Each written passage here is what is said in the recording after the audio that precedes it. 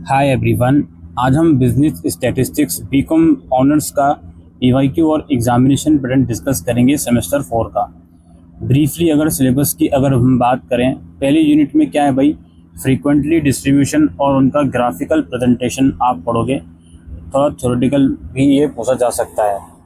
उसके बाद आप पढ़ोगे सेंट्रल टेंडेंसी, यानी कि इसको किस तरीके से मेजर करा जाता है, ये मतलब क्या होता है इसका, मीन्स, मीडियन, मोड वगैरह। इसके बाद मेजर ऑफ वेरिएशन में एब्सोल्यूट और रिलेटिव आप इसमें पढ़ने वाले हो।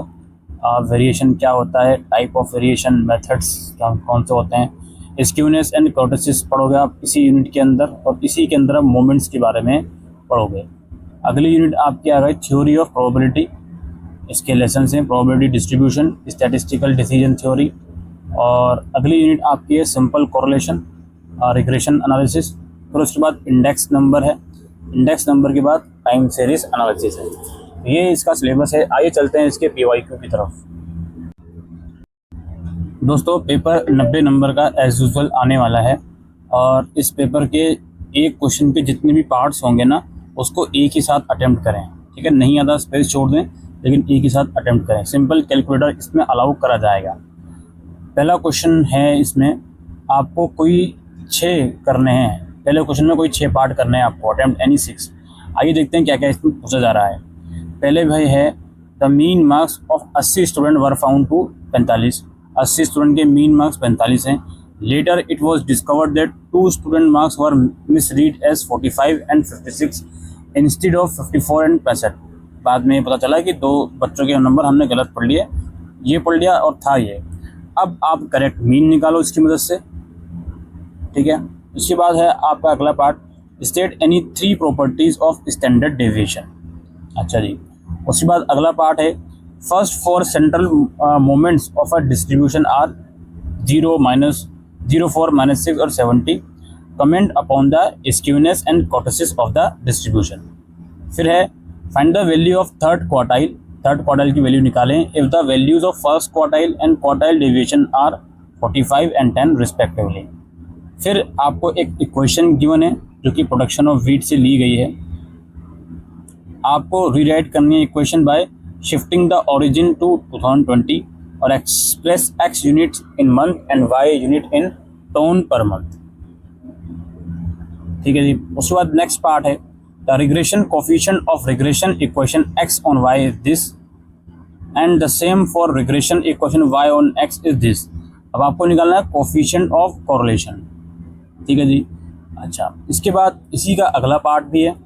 6 पार्ट करने हैं, टोटल 7-8 पार्ट हैं इसमें। ठीक है जी, एक पार्ट 3 नंबर का, टोटल 18 मार्क्स का क्वेश्चन हो गया।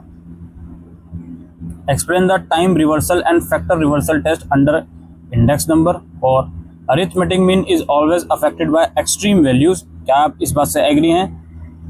एग्जाम्पल की मदद से बताइए। ये हो गया क्वेश्चन नंबर 1 समाप्त। इसके इंटरनल चॉइस में कुछ क्वेश्चन है। Following are the data related to 2 data set. 2 data set का कुछ डेटा है। कंपनी है ए और बी, नंबर ऑफ एम्प्लॉयज़ हैं, एवरेज सैलरी और स्टैंडर्ड डेविएशन ऑफ सैलरी है। अब आपको कुछ चीज़ें कंप्यूट करनी है। Combine standard deviation of salaries of the 2 companies. ठीक है, कौन सी कंपनी ने ग्रेटर कंसिस्टेंसी दिखाई, ये बताना है। और कौन सी कंपनी ने लार्जर पैकेज पे करा, ये बताना है। इंटरनल चॉइस में ए पार्ट का क्वेश्चन हो गया। इसमें अगला क्वेश्चन की तरफ हम बढ़ते हैं, वो ये है, अ box of 100 gaskets contain 10 gaskets with type A defect, 5 gaskets with type B defect and 2 with both type of defect। तो एक बॉक्स है, 100 गैस्केट हैं, इसमें 10 गैस्केट टाइप ए वाले हैं, 5 टाइप बी वाले हैं और 2 दोनों वाले हैं। अब आपको प्रोबेबिलिटी बतानी है कि अ गैस्केट टू बी ड्रॉन, एक गैस्केट निकाला गया, has type B defect under the condition that it has a type A defect। इसकी प्रोबेबिलिटी बतानी है। फिर a gasket to be drawn has type A defect under the condition that it has a type B defect, और a gasket to be drawn has no type B defect under the condition that it has no type A defect। ये 9 marks का ये वाला part भी हो गया। इस तरीके से क्वेश्चन नंबर 1 कम्प्लीटली हमारा समाप्त हुआ 18 नंबर का। फिर नेक्स्ट क्वेश्चन आता है, इसका ए पार्ट है, कुछ डिस्ट्रीब्यूशन आपको दिया गया है, मार्क्स जो 100 स्टूडेंट ने ऑब्टेन करें स्टैटिस्टिकल के पेपर में। आप यहाँ पे देख सकते हो। अब आपको निकालना है कैलकुलेट द मीडियन मार्क्स, ठीक है जी। ऑल्सो ये बताइए कि if 60% of the student pass the test, अगर 60% बच्चों ने टेस्ट पास कर लिया तो minimum marks obtain by a pass candidate, ये भी आपको निकालना है।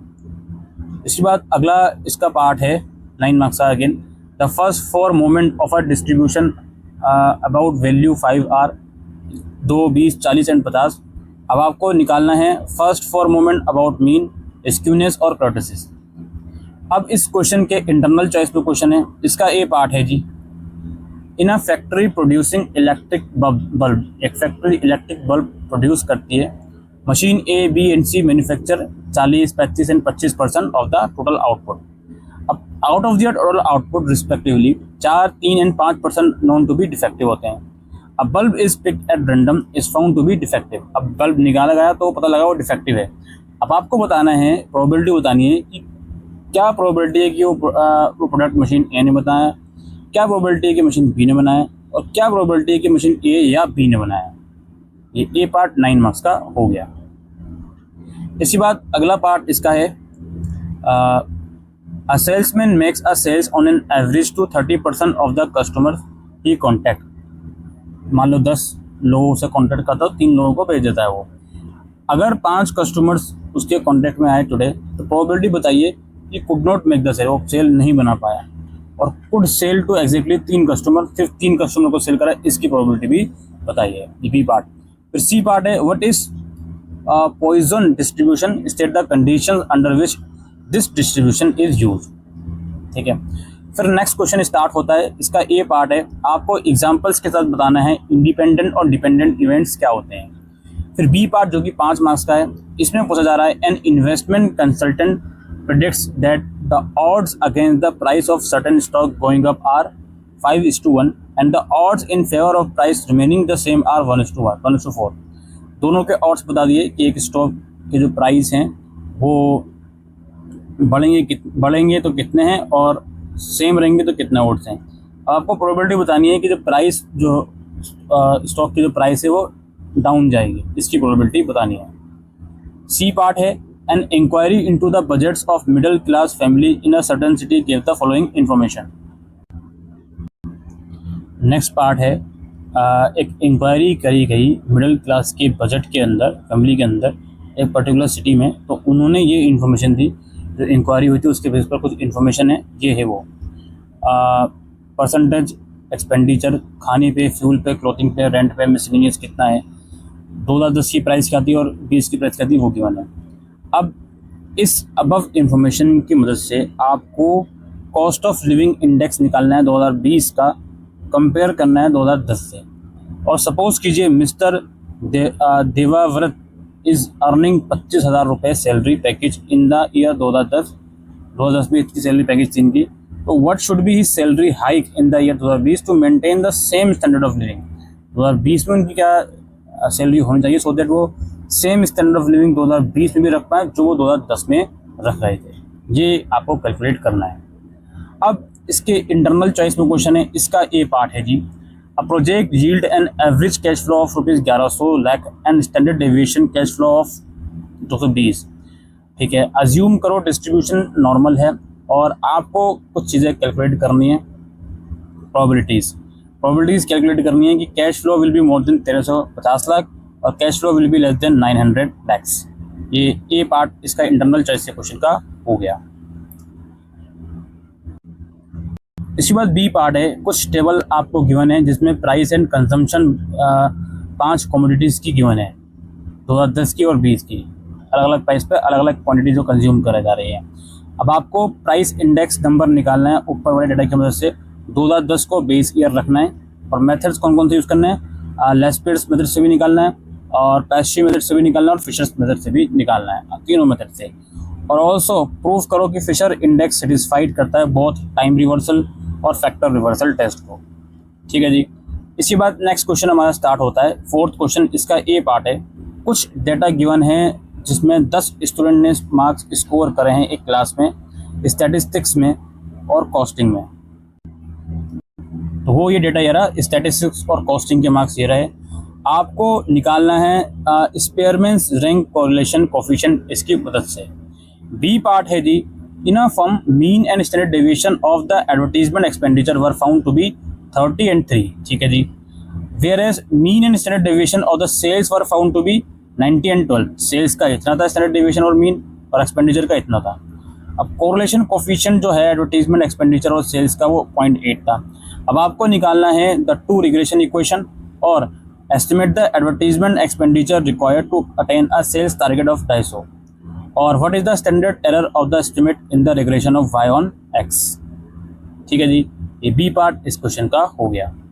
इसके बाद इसके इंटरनल चॉइस में क्वेश्चन है, इसका ए पार्ट है, in an end semester exam following marks for obtain by 10 student. End semester exam में मैथमेटिक्स और स्टैटिस्टिक्स के मार्क्स 10 बच्चों के गिवन है। आपको निकालना है टू रिग्रेशन इक्वेशन या coefficient of correlation between the marks in economics and statistics, और the most likely marks of student in economic if marks is statistics is 80, और calculate standard error of estimate for regression line y on x। ये 14 marks का ये वाला part हो गया, और 4 marks का आपको कोरिलेशन और रिग्रेशन में डिफरेंशिएट करना है। इसके बाद क्वेश्चन नंबर 5 स्टार्ट होता है। इसके अंदर कुछ डेटा गिवन है, production of a sugar factory. Sugar factory की प्रोडक्शन का कुछ डेटा ये लोग दिखा रहे हैं। कहाँ है जी डेटा? ये रहा डेटा, ये अलग अलग सालों का डेटा है प्रोडक्शन टोन्स के अंदर। आपको निकालना है fit a straight line trend using method of least square, और what is average annual change in production, और obtain the trend value for the year 2014 से 20 तक, ठीक है जी। नेक्स्ट पार्ट में आपको एक्सप्लेन करना है additive and multiplicative model of time series analysis. इसके इंटरनल चॉइस पे क्वेश्चन है, अगेन एक डेटा गिवन है, एनुअल सेल्स है किसी कंपनी की 2014 से लेकर 20 तक, ये डेटा गिवन है। अच्छा जी, अब इस डेटा की मदद से आपको सेकंड डिग्री पैराबोलिक ट्रेंड निकालना है, और फोरकास्ट द सेल निकालनी है 2022 की, ठीक है जी। और बी पार्ट क्या है भाई, आपको टाइम सीरीज एनालिसिस से कंपोनेंट बताना है। और सी पार्ट क्या है भाई, अगर standard deviation X and Y का 16 और 9 है, और coefficient of correlation between X and Y 0.8 है, तो आपको टू रिग्रेशन कोएफिशिएंट निकालना है। इस क्वेश्चन का यहाँ पे हमारा समाप्त हुआ, ठीक है। ये हमारा पेपर भी लगभग समाप्त हो गया है। इस तरीके से PYQ और एग्जामिनेशन पैटर्न रहने वाला है बीकॉम ऑनर्स बिजनेस स्टैटिस्टिक्स का। Thank you.